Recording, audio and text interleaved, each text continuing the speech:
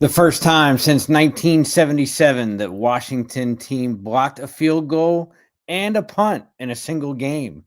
A Cowboys loss, Titans preview, week 13 picks. Let's have a podcast.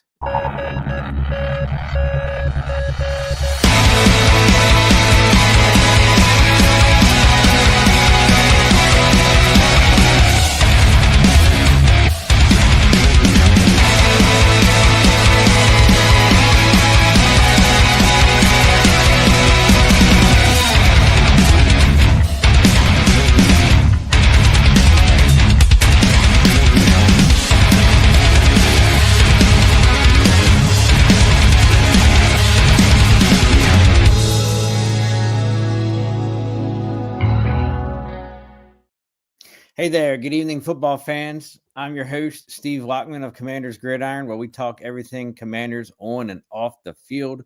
Welcome back to another weekly episode of our podcast. And look, there's no short of stuff to talk about. We know the team came out pretty flat, let's just call it that.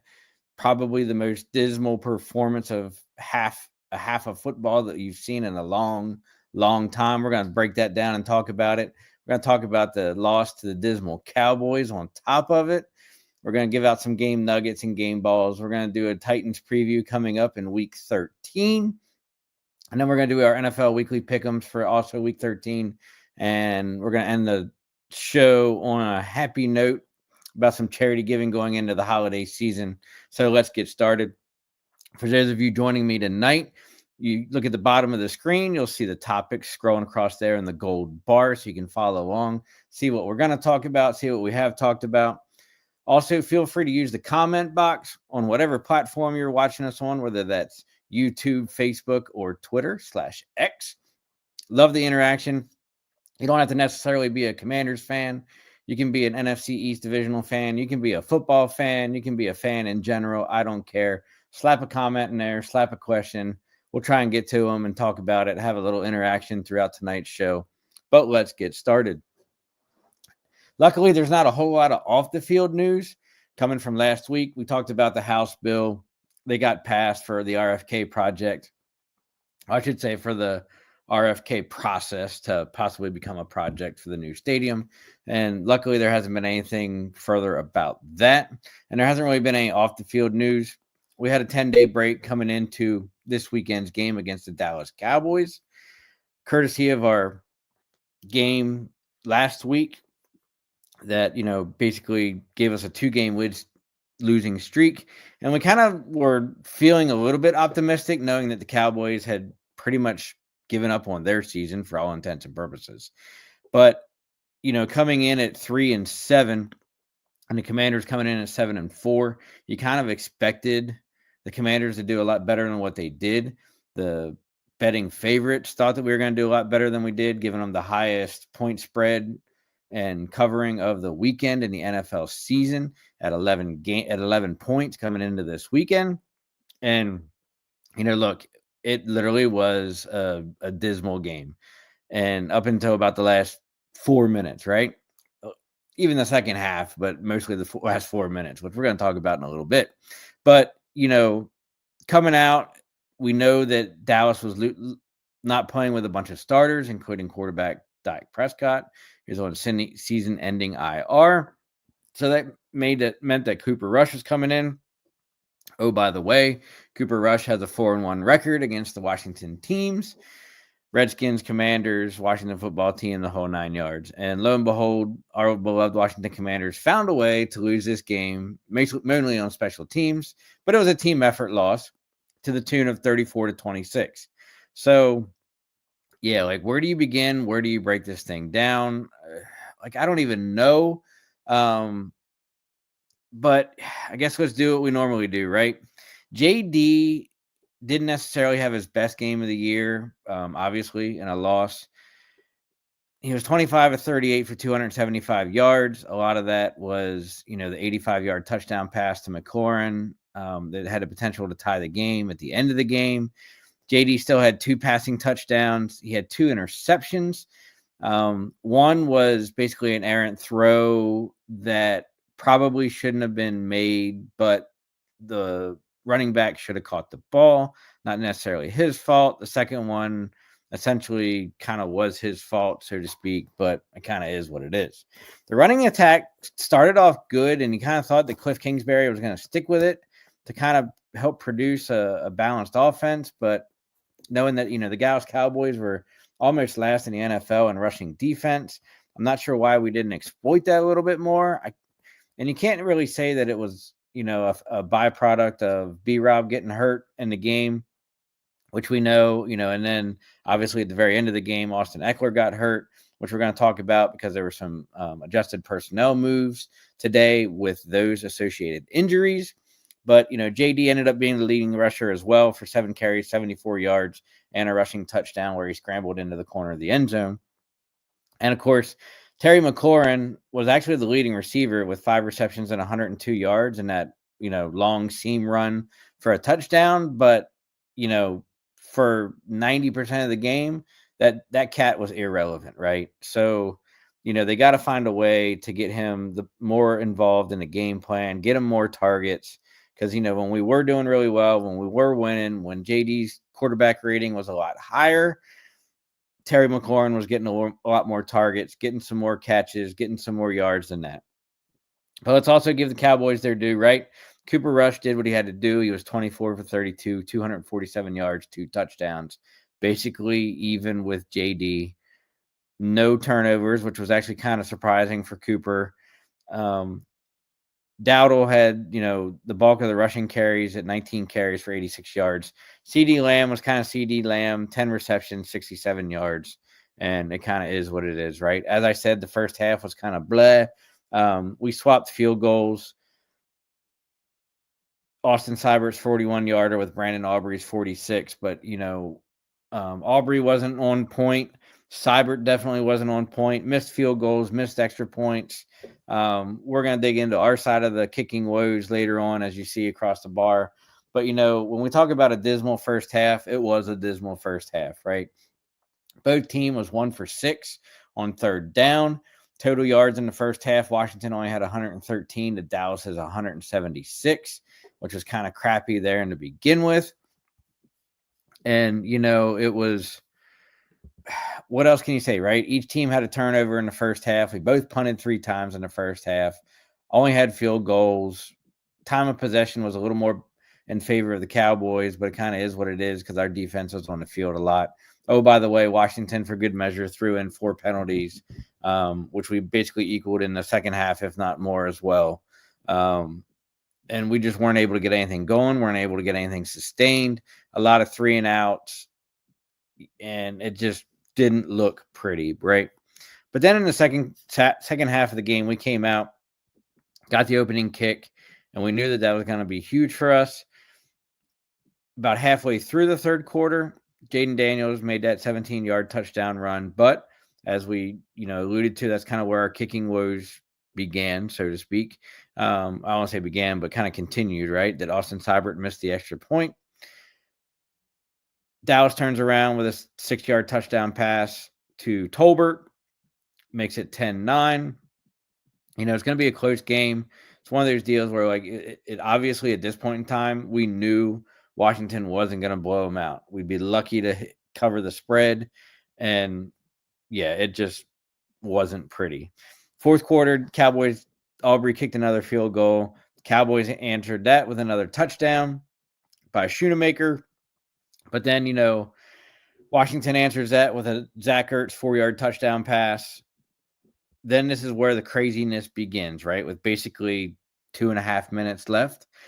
Special teams basically chokes the big one and gives up, the 99-yard kick return to Turpin, who, is basically that X factor on special teams. It's, he's one of the reasons, just like when we put Austin Eckler back on returns, hoping for that spark, that extra yardage or the long returns, this is what the Cowboys do, right?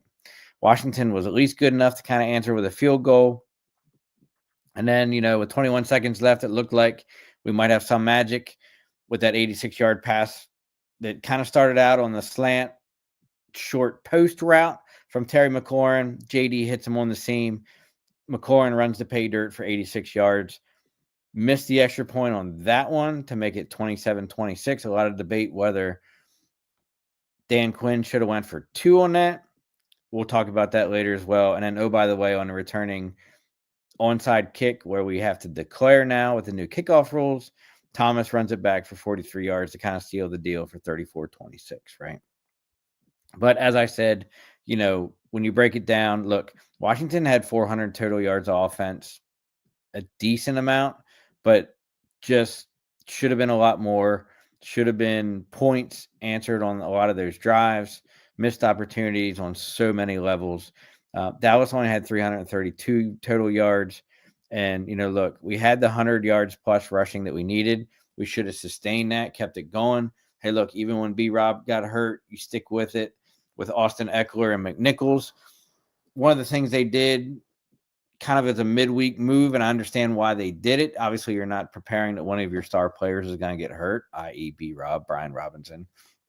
But they ended up letting Chris Rodriguez go to make room for a combination. Seibert coming back as well as Batiste on the defensive side, on the defensive front coming back as well. They need a roster spot. So when you bring guys back, you kind of got to shuffle things around, get rid of guys, right? And unfortunately, Gonzalez, who actually got relegated to the practice squad, our other kicker. And then obviously Rodriguez, the running back, was basically the all-out release, right? So as I said, hey, look, one of the things that killed us in this game as well was we had 8 penalties, about 50% more than what we usually do. We were only 25% on third down, which is a little bit lower. I mean, we're usually around the 40, even 50% mark. Didn't go for it all on fourth down, which is kind of weird, knowing that, we even went for it the week before, which kind of plays into the whole psychology, momentum things. We gave up 4 sacks, which was kind of good but bad. You kind of expected that to be maybe in half, but it also says, hey, look, when let's be honest, even though the Cowboys are kind of crappy, that Micah Parsons is still a really good player on the Dallas Cowboys defense. And along with a couple of the other guys that they have, you kind of expected them to kind of do their thing. So to only give up 4 sacks is kind of a good number, but, I would have loved to see that even cut in half. We lost a fumble, 2 interceptions thrown, and, they had us by about 10 minutes in time of possession. So, when you look at, kind of what we had to do, where we had to go with this game, and, why it was a comeback of sorts, because we weren't ever really leading for the most part, other than the initial field goal. JD had to overcome 6 drop passes, a fumble, 2 missed extra points, 2 kick returns for touchdowns, and he still almost won the game with the 86-yard touchdown pass to Terry McLaurin with like 30 seconds left in the game. One of the things that really shakes it up, and I kind of hope that they change it, I don't think they will, I haven't seen anything about it, is onside kicks. With the new kickoff rules and kickoff return and punt return rules this year, if you're going to do an onside kick, you have to declare it ahead of time. Look, everybody kind of knows at the end of the game, when you need the ball back with less than 2 minutes, you're probably going to be doing an onside kick. But you basically have to come out, when you come out on the field, to set your kickoff up and be like, hey, yo, other team, we're doing an onside kick. We just got to hope that the ball goes 10 yards. We can recover it. And, things fall our way. But, a lot of times things don't, right? But one of the things that, when you break down like how the Cowboys were able to kind of do what they did on Sunday, was they were pretty decent at stopping the run for the most part. Other than a couple bigger plays, they did a decent job at outside containment on Jaden Daniels. For whatever reason, Cliff didn't move McLaurin around a whole lot, always kept him on the right side, or as most fans saw, on the left, regardless of which direction we were going down the field. And, we didn't really have another wide receiver step up to be that true number 2 to make some catches and kind of give us that presence that we needed on the field, right? So as JD said after the game in his presser, the Commanders are facing a lot more 3rd and longs lately, which I kind of noticed in the last couple of games. I was at the game on Sunday, It's my only game of the season that I was going to. And I made the comment to, um, a couple of the people, the fans sitting around me, Dallas fans, and even the guys that I was with. I was like, it seems like we're in a lot more longer third downs than what we normally are, right? Like we were in a lot of 3rd and 8s, 3rd and 9s, 3rd and 12s. And typically, especially when before the 3-game losing streak, those third downs were like 3rd and 2, 3rd and 4. There was very few that were more than 3rd and 5. So like when you're doubling that distance on third down and you're trying to get a full 10 downs to get, or 10 downs, 10 yards to get that first down, then it just becomes exponentially harder for your offense to function and convert those third downs in the first, right? But Jaden Daniels said, hey, look, he said that the defenses get more blitz happy in the last 3 games. And, look, when aside from the Cowboys, let's take them out. You look at the Steelers, you look at the Eagles, arguably 2 Super Bowl contending teams this year. And then look, every team looks at recent games of you playing opponents and kind of see what they do to kind of help scheme and game plan against you, right? So, he saw that, hey, teams are getting more blitz happy and they're getting more exotic in those situations, especially in longer third downs. So when you can compare that to the Cincinnati game earlier in the season, one of Daniel's best offensive performances to the season, compared to the last 3 weeks, Pittsburgh, Philly, and Dallas, a big divisional rival game, even though the record didn't reflect that. The Cincinnati game, where he was really his best, we were basically 3rd and 4 and 3 on average.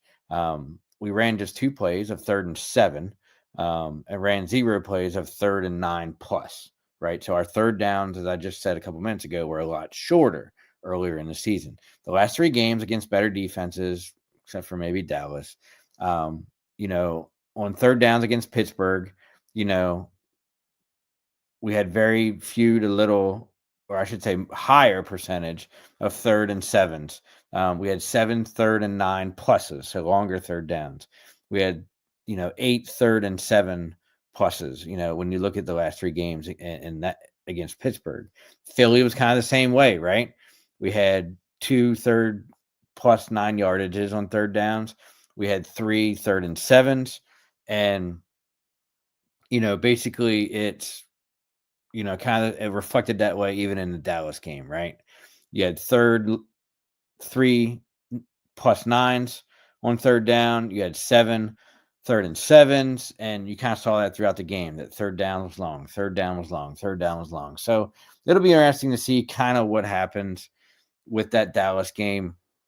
Look, it's even though Dallas didn't have the record, Dallas is basically tanking for a higher draft pick, whatever you want to call it. They know that it's still a divisional game. It's still a big rivalry. Is it still the Redskins and the Cowboys? No, but it still has that rivalry feel, right? It's a divisional game. Washington versus Dallas. It doesn't matter whether it's in Dallas or whether it's in Landover. It's still going to be a big game. But there's a lot of things that we can take away from the game on Sunday against the Cowboys. Courtesy of the Commander's Wire and Ivan Lambert, he put together a bunch of our game nuggets for tonight. So let's run down those real quick, right? The Cowboys had to play on a short week from Monday night. The Commanders had, basically that 10-day break from playing Thursday night against the Eagles. But it was us who basically looked flat, tired, slow, whatever adjective you want to throw in there for 3.5 quarters. We didn't really show any life until the drive before everything got exciting, which ended up in the Zach Ertz touchdown pass. Washington offense was anemic for that first quarter. I think Jaden Daniels literally was like 1 pass out of 6 for 3 yards.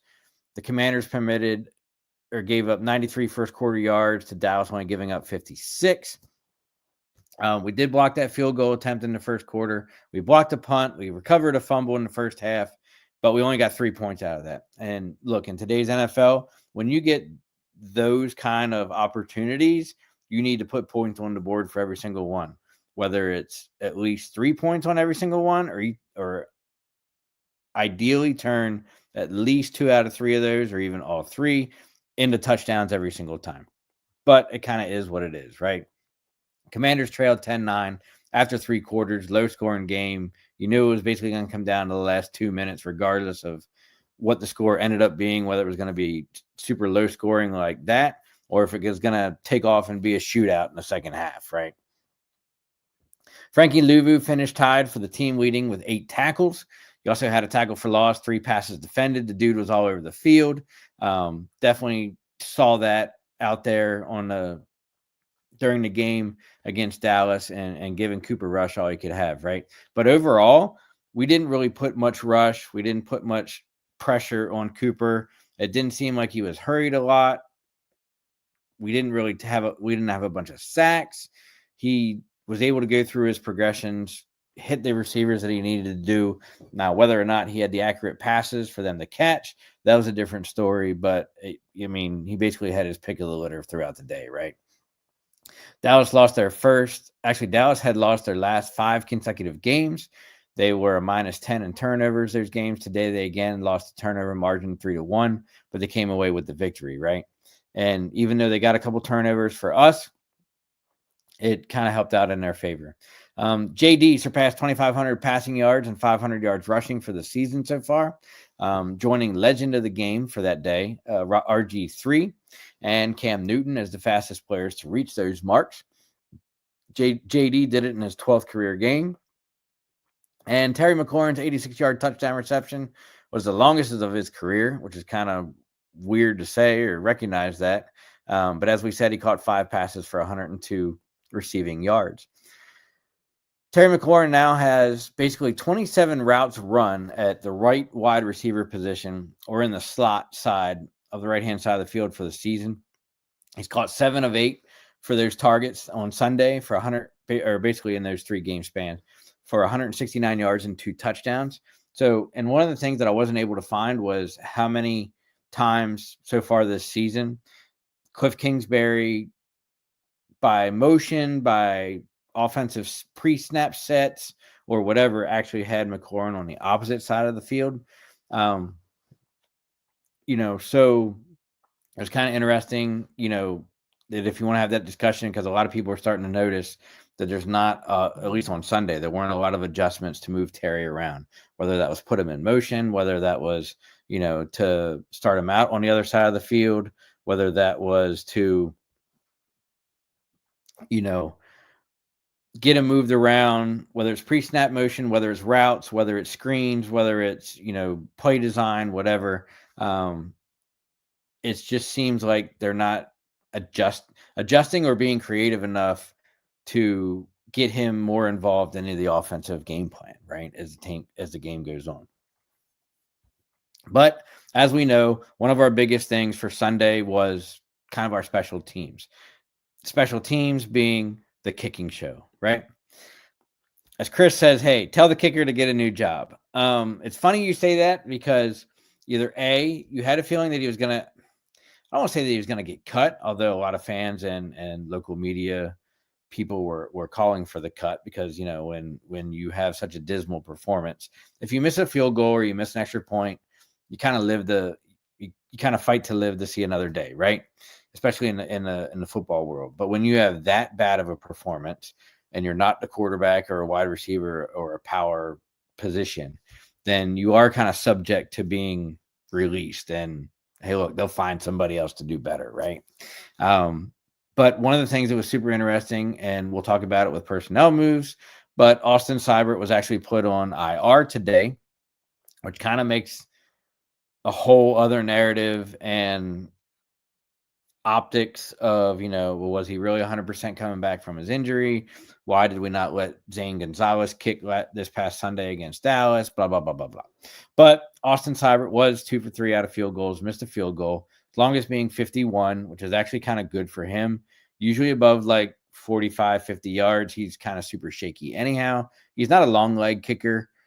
Usually he's a lot more reliable, but he did miss both extra points.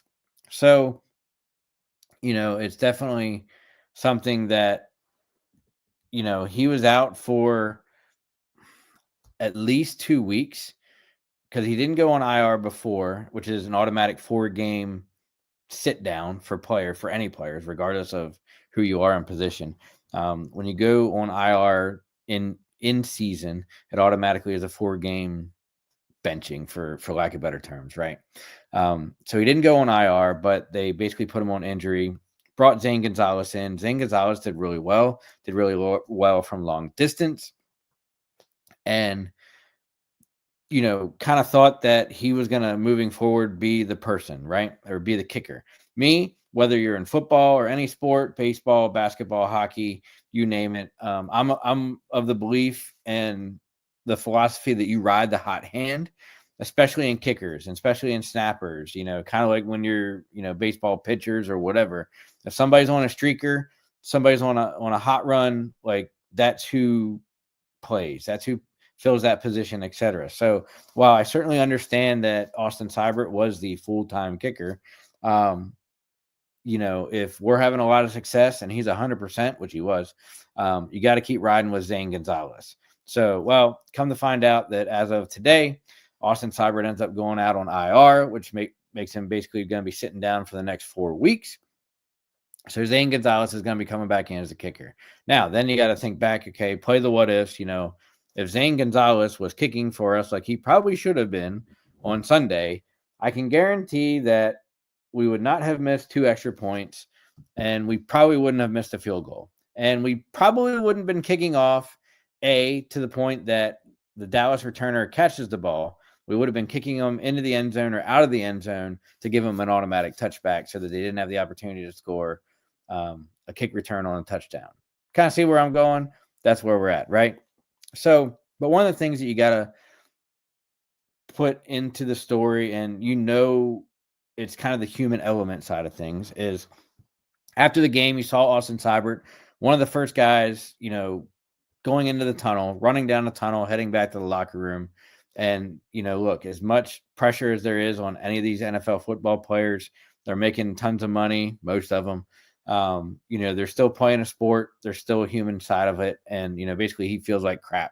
But one of the things that was kind of good to see, not just from Austin Seibert, but from Jeremy Reeves, who we're going to talk about in a couple minutes.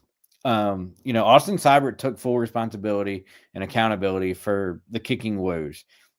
Even though the last one that resulted in the missed extra point was basically a botched snap. And a lot of times people will be like, look, even though there's a botched snap, Tressway did his best to get the bad snap down. Wasn't quite 100%, ball slightly tilted, laces out perfectly, blah, blah, blah, blah, blah. But it was good enough that a good kicker would still put it right through the uprights on the extra point. Now, for those of you that don't play football, don't play special teams, or aren't involved in that 3-person process of snapping, holding, and the kicker kicking, it's all timing. It's all rhythm, right? These guys got it down to a science. That ball gets snapped, holder catches it, holds it, spins it, sets it up, kicker comes through, bam, all in a matter of like 2 seconds, right? So as the kicker, when you are focused on, foot, ball, kick, air through the uprights, and you see a bad snap come back, like your first thing is not necessarily, I don't want to say you lose your focus, but it definitely for a split second takes you off of your rhythm. And, is the holder going to get it down in time? Like, I'm still going to take my step. I'm still going to swing. Hopefully the ball's there and I can kick. Voila. Does it go through? But no, it was a really bad shank to the left and, ultimately a miss. But like I said, it was a day to forget for Seibert, but he took accountability in his misses, whether it was the extra points or the field goal. He missed both extra points, made one of his 2 field goal attempts, but in the end, it ultimately proved to be too costly, right? The second missed PAT came with 21 seconds remaining after McLaurin made that miraculous 86-yard dash to pay dirt from quarterback Jaden Daniels. That was the discussion that came after the game amongst fans and DC media alike. Would that have been a good time for Quinn to say, look, because of the woes that we've been having with missed field goals, missed extra point already, do you go for 2? That discussion can be had, on and on, what ifs, the whole 9 yards. But he elected to go for the extra point where, hey, look, we probably would have ended up tying it, and it just didn't happen, right? But, Seibert said, I just want to play better for my teammates. Definitely don't want to do that again. Just wasn't striking it well, but it means a lot to me to be here with these guys. So I just want to put my best foot forward, moving forward, no pun intended. And it was definitely something that was tough to watch. So, it's definitely something that he claims the botch snap on the last missed extra point didn't make a difference at all. That, basically the missed kick, the left shank was still on him. He missed 2 games with that right hip injury. And they were asked if, that could have affected him. He didn't make any excuses about it or about feeling uncomfortable or if the injury returned at all. He was like, hey, look, I felt fine. That's why I made a decision to play, and here we are. And it was interesting because, throughout the last couple of days and today, especially when they made the announcement that Seibert was going back onto IR, they're like, look, aside from it being bad optics, like, how could the coaches let him come back and play, right? And I made the response a couple times in a couple different threads that, hey, look, for once, it's not 100% on the coaches. So here's what happens, right? Let's get down and dirty, short and sweet. The decision for a player to come back from injury and play is literally between like 2 people, the player and the medical staff. Ultimately, the coaches have to say, yes, you're playing, or no, we're going to bench you, or whatever. But ideally, like for 98% of that decision, it's the player and the team docs or the trainers or whatever, like whoever you want to put under a medical group, right? These guys get paid to play at the highest level. They're not going to want to sit out a game. If they're 90 to 95%, they're going to tell the medical staff, I'm 100, I'm 95, I'm good to go. Nothing's bothering me. I'm not hurt. There's no lingering injuries, right? Who's not going to want to do that, right? So then, unless you're throwing red flags in practice, like if you're a kicker and you're missing 2 days worth of kicks, short, right, shanking them left or whatever. If you're making kicks, I mean, they might not be going as long, but if you're making stuff or doing what you normally do, the coaches are going to be like, yeah, okay, he's good. Yep, if he says he's good, medical staff says he's good, then I guess he's good. So you can't really put that on Quinn. Can't put it on Rizzy as well, special teams coordinator. It basically comes down to the player and the medical staff, and coaches being, hey, how you feel? Is this person good? Going that route as well. So,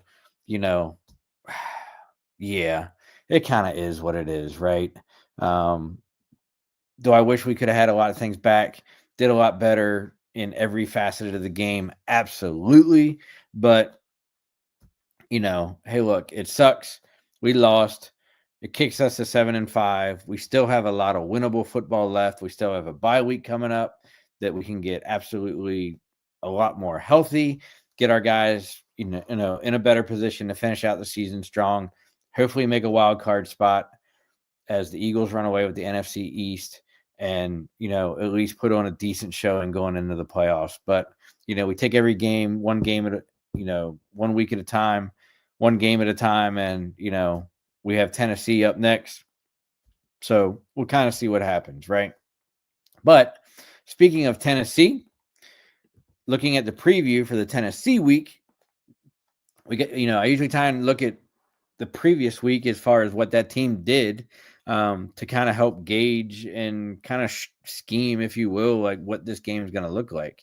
And Tennessee went to Houston this past Sunday and beat the Houston Texans 32-27. So it's kind of in the same boat, right? That like, the Texans were heavily favored. Tennessee had a record pretty similar to the Cowboys, and they kind of went in and upset the favorites almost by the same difference that we did, or we lost to. And, theirs was a little more exciting, a little more spread out in scoring, but, the Tennessee came out on top 32-27. Will Levis played quarterback for the Titans, went 18 for 24, 278, 2 touchdowns, 1 interception.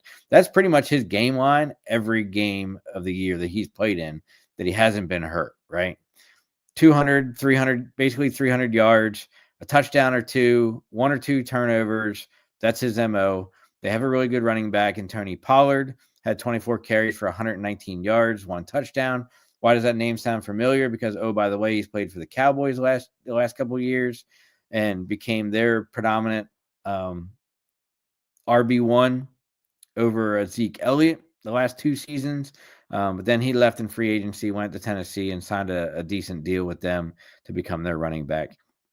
Calvin Ridley, who's a journeyman, basically isn't shabby at all either. He had 5 receptions for 93 yards. And, they put together a really decent game plan. Look, they only had 369 total yards, 237 passing, 132 rushing. But, they did what they needed to do to put together a winning effort against the Texans, right? And this game is going to be a big game. People are going to say it's not going to be a big game, but it kind of is, right? You don't want to go on a 4-game losing streak going into a bye week. That's number 1. Number 2, can the team actually rebound from a losing skid, stop the losing skid, put together a winning effort? It doesn't have to be a blowout. Just put together a win, something by more than 3 points, and, get some positive momentum going into the bye week in week 14. That's number 2. Number 3, even though we didn't beat the Cowboys because we've been getting a lot better, especially this season in year 1 of the rebuild, we've been able to put away the teams that we need to win against that we've became accustomed to during the Ron Rivera era. And there's 4 years of basically losing to crappy teams, right? So look, Tennessee isn't good. Tennessee is one of those games that we should be winning. We need to win. We need to get motivated to win. Hopefully we're hungry enough to win. We're going to have some injuries, especially on the offensive side, to overcome with 3 key guys being out. And it'll be interesting to see how we can put together a package to kind of combat that. We are playing Tennessee, so it kind of makes you feel a little bit better as opposed to like another NFC East divisional game or somebody even harder on the schedule, say like, Atlanta Falcons or, the New Orleans Saints or, somebody else on our remaining schedule. But, if we're going to be down a little bit right before bye week, Tennessee's probably the team that you want to be playing, right? You don't want to have this situation where, oh, by the way, we're playing Pittsburgh or we're playing Baltimore or Philadelphia, or maybe even the second time around with the Giants because, just because of that NFC East game, we always make the Giants look really good, right? So that'll be super interesting to see what we do with the Titans going into this week. So speaking of the Titans, knowing that we had some injuries coming out of the game with the Dallas Cowboys, the key injuries coming out from that game is Brian Robinson ended up with a sprained ankle. Not a high sprain. He was actually on 106.7 The Fan this morning with the Junkies. Basically said he's day to day. So, look, he's probably not going to practice all week. Probably be a game time decision on Friday or Saturday whether he plays. It's a home game in Landover on Sunday. So, at least there's not a travel day or anything there. So he'll probably end up being a game time decision. Austin Eckler got a serious concussion in Sunday's game at the very end. One of the last plays of the game, taking him into concussion protocol. So he will not be available on Sunday. So then I think what you're going to end up seeing is them, and actually they signed it. We'll talk about it here in the roster moves. They're bringing Rodriguez back. So it'll be basically McNichols and Rodriguez as the 2 running back show. If B-Rob can go, I don't see B-Rob being 100%. Definitely don't see him getting a lot of touches. So it'll be interesting to see how Kingsbury works his magic with the offensive game plan to go there. Wiley is actually out at right tackle as well. So more than likely you're going to see Trent Scott starting at right tackle. Wiley got injured by going into concussion protocol late in Sunday's game as well. So, you can definitely see how having a week 14 bye, which is the last week in the NFL for byes, is definitely taking its toll on our team. One of the things I wish they would do it, I say it every year, even though it never will, is I wish either every team would have their bye on the same week and basically just take a week off in the middle of the season, like week 9, week 10, somewhere like that. But the NFL isn't going to do that because they can't afford to go one Sunday without having football and losing millions of dollars. So then, hey, here's what you do. You split the league in half. 16 teams get a bye on week 8, 16 teams get a bye on week 9, and then you play football the rest of the year, right? Or even move it back if you want to front load the season and say, hey, we want a bunch of football first, make it week 10, 9 and 10 or something like that. That'd be the easiest way to do it. But they probably won't. It probably never happened. You just go through this whole rotation. So it seems like the Commanders the last couple of years have either had a super early bye week, like week 5, 4, 5, 6, or the last couple of times, the last 2 seasons, we've had late bye weeks. Last year our bye week was I think 12. This year it's 14. So it's just crazy, right? Like, hey, can't you ever just get your shit together and give us something in the middle? But part of the evaluation for injuries, kind of shoring up some position, getting some depth. The Commanders brought in free agent cornerback Jerry Jacobs, who, if you recognize that name, actually did fairly decent for the Detroit Lions last year. I don't know if he was a cap casualty. I know he got hurt a little bit, but he still had a really productive season last year. He was initially signed by the Los Angeles Rams in the offseason going into training camp, but ended up getting cut. I'm not sure. I didn't have enough time to do some homework on him to see if that was like injury related, that he got cut and didn't make the 53 initially. But, if you look at his stats over the last couple of years, he's been fairly productive.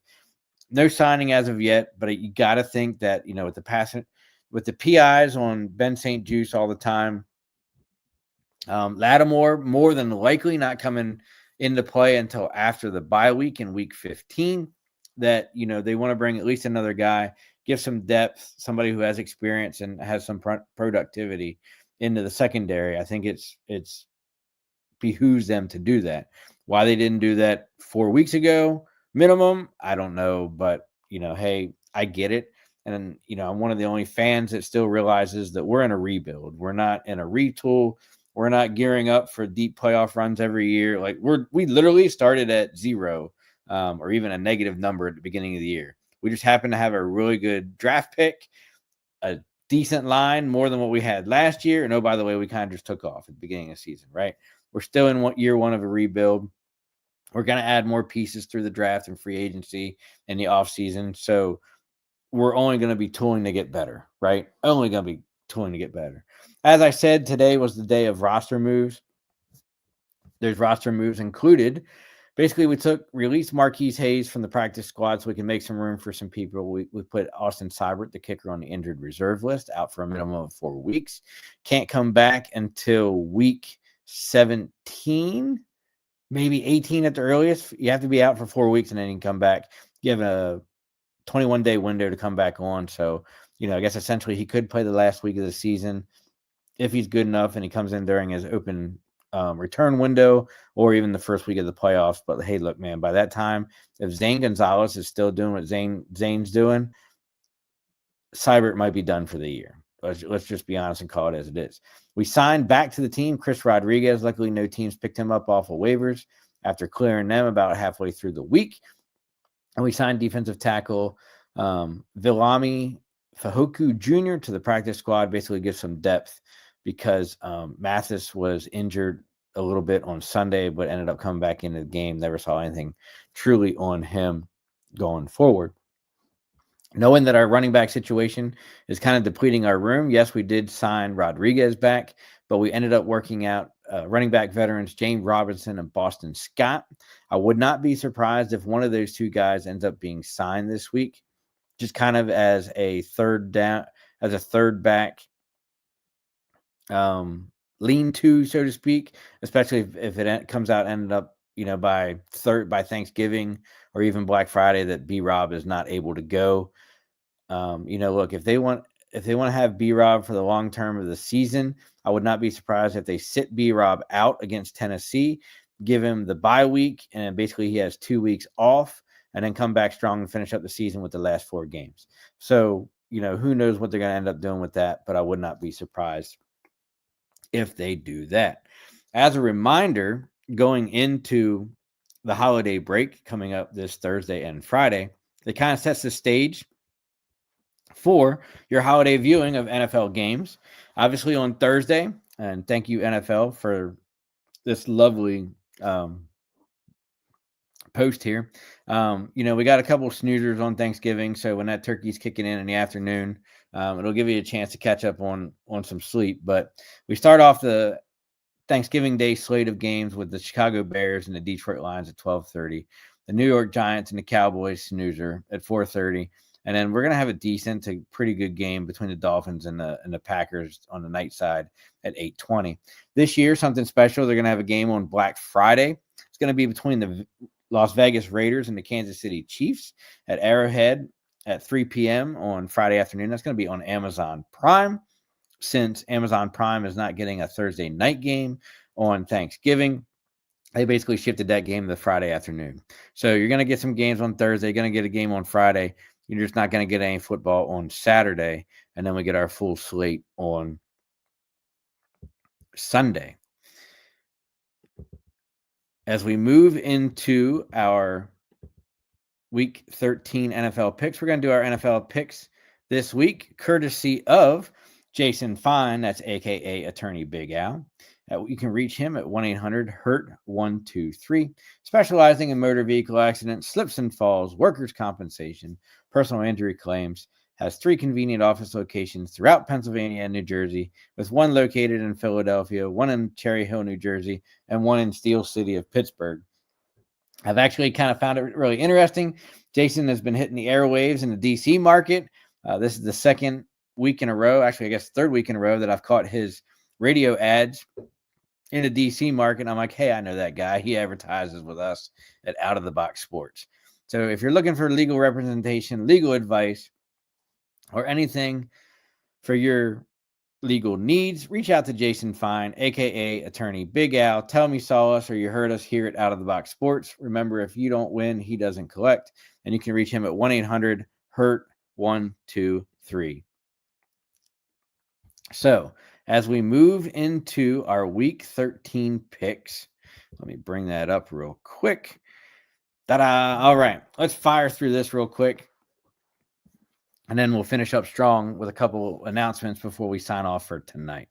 So 3 games on Thanksgiving Day. We have the Chicago Bears at the Detroit Lions. Detroit Lions are really good at home. They put up another solid performance last week as well. The Bears are kind of starting to figure out who they are and what they need to do, but Lions are going to win this game at home on Thursday. New York Giants at the Dallas Cowboys.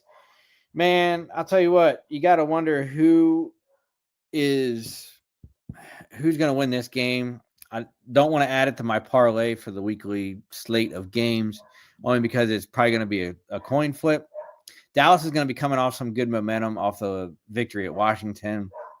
I don't think New York still knows who they are. They're traveling to Dallas. However, Dallas has not won at home yet this year. So with that regards, I think New York is going to pick the upset. No longer Daniel Jones there at all. So New York's going to beat Dallas. For my Dallas Cowboy fans, especially Paul and Dave, sorry, but yeah, it's going to be the G-Men. The Dolphins at Green Bay. If this was in Miami, I'd pick Miami. It's in Lambeau, Thursday night, nighttime game. The Packers are just doing pretty good. Dolphins don't do good in cold weather. It's going to be the Packers. Friday afternoon game, Raiders and the Chiefs. The Chiefs are just so good at home. However, it is a AFC West divisional game. I would love to see the Raiders pull the upset. They almost pulled the upset, or at least had a decent shot at it against the Broncos this past week. But I don't know if they got enough. Aiden O'Connell is not going to be playing quarterback since he broke his collarbone on Sunday. Instead, they're going to be going to, I don't even know who I saw listed as their quarterback. But you can catch the Black and Silver show by Ken Free here at Out of the Box Sports, and I guarantee you he's going to be able to tell you who's going to be starting a quarterback for the Raiders when they stop spinning the carousel, right? So it's going to be the Chiefs. First game for Sunday is going to be the Chargers at the Falcons. Jim Harbaugh is going to pick himself up after the loss to the Baltimore Ravens last night. Chargers are going to win this game in Atlanta. Atlanta still hasn't figured out who they are yet late in the season. Steelers at the Bengals. Man, as much as I'd love to see the Bengals win, I think the Steelers are just going to go in there and figure out what the Bengals need to not do to win. And kind of do what they've been doing, put some pressure on Joe Burrow. If they can contain Jamar Chase just a little bit, they're going to come out on top. Steelers are going to win. Texans at Jacksonville. Texans are going to rebound after that loss to the Titans. Texans are going to beat Jacksonville. Cardinals at the Vikings. This is probably going to be one of the more interesting games of the Sunday. It's at Minnesota, which definitely helps out Minnesota. If this was going to be in Arizona, I'd pick the Cardinals. Cardinals are doing really well. Minnesota's kind of doing enough to be winning. I think the line favors Minnesota, but I'll pick Arizona. I don't know if that's considered technically the upset for the day or what the money line is on that, but I think Arizona is just playing some really good ball right now. Indianapolis Colts at the New England Patriots. With Anthony Richards back, they're kind of figuring out who they are and what they're doing. They did really well up until the end this past week. I think the Colts are going to beat the Patriots. Seattle Seahawks at the Jets. Jets are just abysmal. Seahawks come to town behind Geno Smith. Seahawks are going to pick off the Jets at MetLife Stadium. Tennessee at Washington. Right now, the spread is Washington's favored by 5.5. The over-under is 44.5. I think the Commanders are going to rebound from a 3-game losing skid to pick up their 8th win of the season. I think they're going to be able to, I would hope they're going to be able to cover the spread, but depending on the injuries, we'll see what happens. With the kicker, we should be a little bit more stable in that department. I like the Commanders. I like the Commanders by 10. Tennessee's going to score some points. It may not be more than 10, but Commanders are going to win by 10. Tampa Bay at Carolina. Carolina's playing better ball with Bryce Young back after his little semi-temporary benching. But Tampa Bay is just too good right now. Tampa Bay is going to beat the Carolina. Rams at the Saints.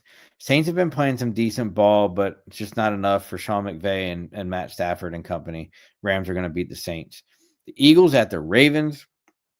I'm kind of surprised it didn't get flexed to a different game, whether it was Sunday night or even Monday night.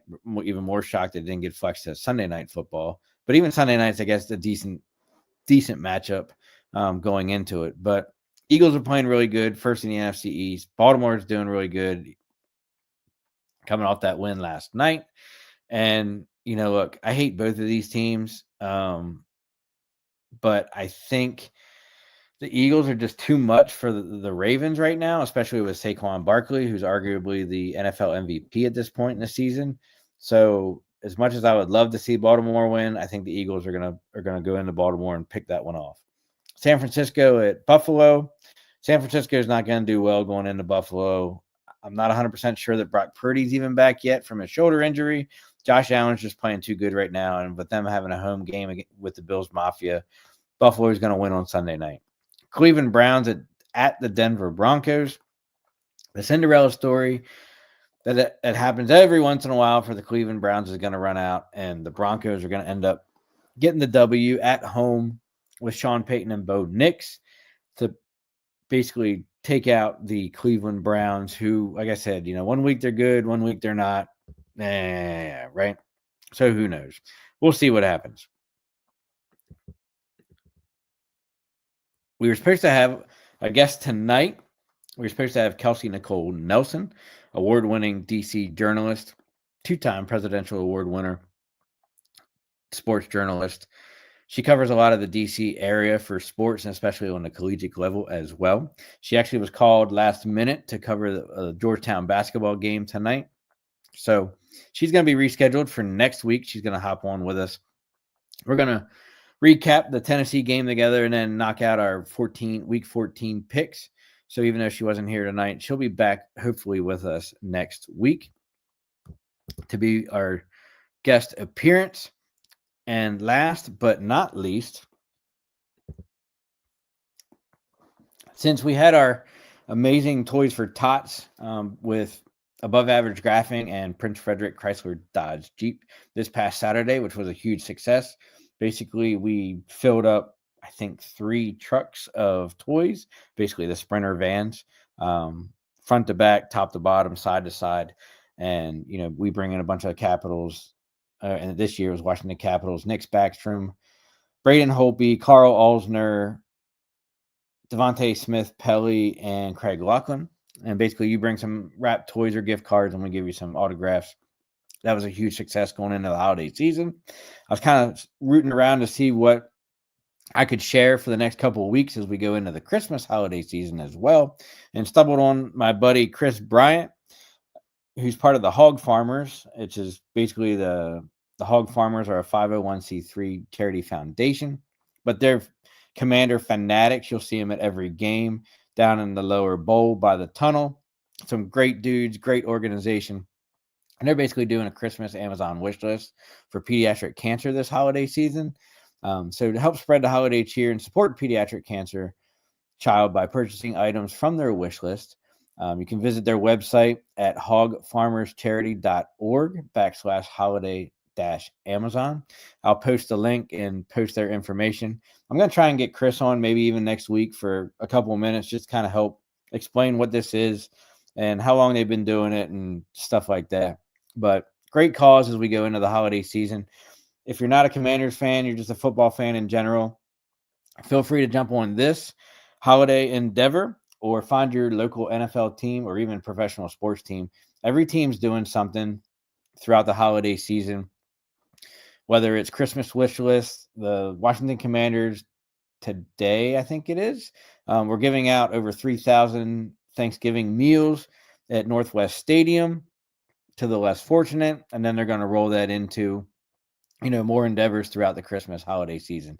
So every NFL team does something like this or something similar. So, look up your teams, look up your organizations in your community to figure out what you can do if you are fortunate enough to be able to. And as I said, you can reach out to hogfarmerscharity.org/holiday-Amazon. They're big on pediatric cancer in the DC area. They do a humongous putt-putt golf at the DC Wharf every year is a big fundraiser for pediatric cancer as well. So to help spread some holiday cheer and support pediatric cancer in the DC area, jump on to the Amazon wish list and see if you can help take a pediatric cancer child's wish list off that magic wish list and give them a happy holiday season. Our next episode will be next Tuesday, December 3rd, same time, 8:30 p.m. The following week, just kind of as a programming note, we're probably going to be off the bye week on December 12th.